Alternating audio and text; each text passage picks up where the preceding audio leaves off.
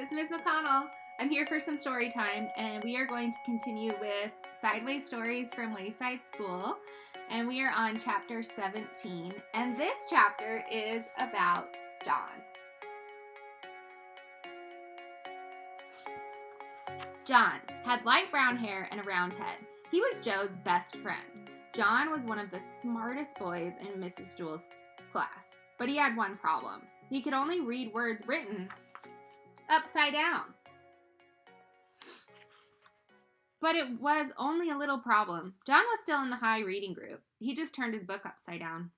It was easier for John to turn his book upside down than to learn to read correctly, but the easiest way isn't always the best way. Mrs. Jewell said, "John, you can't go on reading like this. You can't spend the rest of your life turning your books upside down." "Why not?" asked John. "Because I said so," said Miss Jewell. "Besides, what happens when I write something on the blackboard? You can't turn the blackboard upside down." "No, I guess you're right," said John. "I know I'm right," said Miss Jewell. "You are going to have to read to learn." "I know I'm right," said Miss Jewell. "You are going to have to learn to read standing on your head." John couldn't stand on his head. He had given up trying. You would have too if your head had fallen over as many times as he had. Joe was John's best friend. He could stand on John's head. Every time John fell over, Joe stood on his head. After all, what are best friends for? "My head is too round, Mrs. Jewell. I can't stand on it," said John. "Of course you can, John," said Mrs. Jewell. "If Joe can stand on your head, so can you." "It's easy, John," said Joe. "I can't," John repeated. "I always fall over." "Nonsense," said Mrs. Jewell. "All you have to do is find your center of balance. Now up you go." John put his round head on the floor and swung his legs up. He fell right over. Then Joe stood on John's head. "See, John, it's easy. Nothing to it," Joe said. "We'll help you, John," said Mrs. Jewell. "Joe, get off John's head and get me the pillow from under my desk. Nancy, Calvin, come here and give us a hand."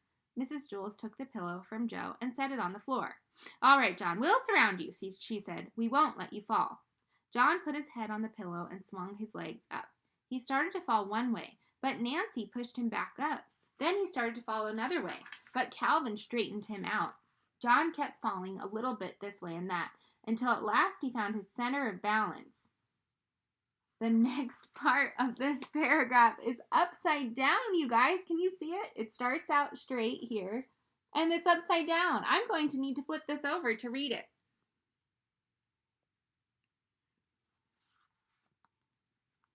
"Hey, look at me," said John. "I'm up, I'm really up. I'm standing on my head. I found my center of balance. It's beautiful. I can read the blackboard. Hey, Calvin, bring me a book. If you don't have to turn, and you don't even have to turn it upside down." "Ha, ha, ha, hey, who, ah!" Bam! While Calvin went to get the book, John fell flat on his face. "You better stay off my head, Joe," he warned. "Are you all right, John?" asked Mrs. Jewell. "Yes, I think so. I feel a little funny. Hey, I can still read the blackboard, and I'm not upside down. I can read right side up now. When I fell, it must have flipped my brain over or something." "That's wonderful, John," said Miss Jewell. "Here, put the pillow back under my desk. As a reward, you may have a Tootsie Roll Pop. They are in the coffee can on top of my desk." John placed the pillow on top of her desk. Then he looked under the desk, but he couldn't find the Tootsie Roll Pops anywhere. Chapter 18 is Leslie. Leslie had 5 fingers on each hand and 5 toes on each foot. For each hand she had an arm, and for each foot she had a leg. She was a very lucky girl, and she had 2 lovely long brown pigtails that reached all the way down to her waist. When Mrs. Jewell asked a question, Leslie could raise one of her hands. When Leslie was adding, she could count on her fingers. When Paul pulled one of her pigtails, she could kick him with one foot while standing on the other. But Leslie had one problem.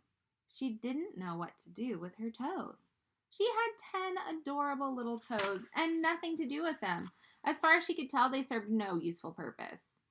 "Suck on your toes, that's what I do," said Cherie. But Leslie's foot wouldn't reach her mouth. "Well, that's all toes are good for," said Cherie. She put her foot in her mouth and went to sleep. No, thought Leslie, they must be good for something. They just have to be. During recess, she asked Dana, "Dana, what do you do with your toes?" "I scratch the back of my legs," said Dana. "First I scratched my left leg with my right foot. Then I scratched my right leg with my left foot." But my legs don't itch, said Leslie. That's good, said Dana. In that case, you can scratch my legs. With your help, I can scratch both legs at the same time. No, never mind, said Leslie. She walked up behind Louis, the yard teacher, and hopped on his shoulders. Louis, said Leslie, I don't know what to do with my toes. Louis tugged her foot. Yes, that's a serious problem, he said, but I'll tell you what I'll do. I'll take them off your hands for you, or rather your feet. Just cut them off and give them to me. What? Asked Leslie. You don't want them, so I'll take them, said Louis. You won't have to worry about them ever again. No, said Leslie. I'll give them to Miss Mush, said Louis. She can make little hot dogs out of them. Miss Mush was the lunch teacher. No, I'm not going to give my toes away, said Leslie. All right, said Louis. I'll give you a nickel apiece for them. No, you can't have them, said Leslie. Why not? Louis asked. They're no good to you anyhow. And think of all you can buy for 50 cents. The bell rang. I'll think it over, said Leslie. She ran back to class. Mrs. Jules, said Leslie, I don't see any reason for keeping my toes. Oh, Leslie, I'm sure there are lots of good reasons, said Miss Jules. Well, I can't think of any. My legs don't itch, and I can't get my foot in my mouth. Louis offered me a nickel apiece for them, and it seems to me like it's a good deal. But I wanted to check with you first. I think Louis is pulling your leg, said Mrs. Jules. No, said Leslie, he was pulling my toes. What would he want with your toes? Asked Mrs. Jules. I don't know, said Leslie, but if he's willing to give me 5 cents apiece for them, I'm going to take him up on it. That's 50 cents. At lunch, Leslie walked up to Louis. Okay, Louis, she said, you can have my toes for a nickel apiece. That will be 50 cents. Not so fast, said Louis. Let me look at them first. Leslie took off her shoes. Yes, said Louis. The big ones are good, and the ones next to them, but the most I'll give you for the rest of your toes is 3 cents each. Leslie was furious. 3 cents each? You told me 5 at recess.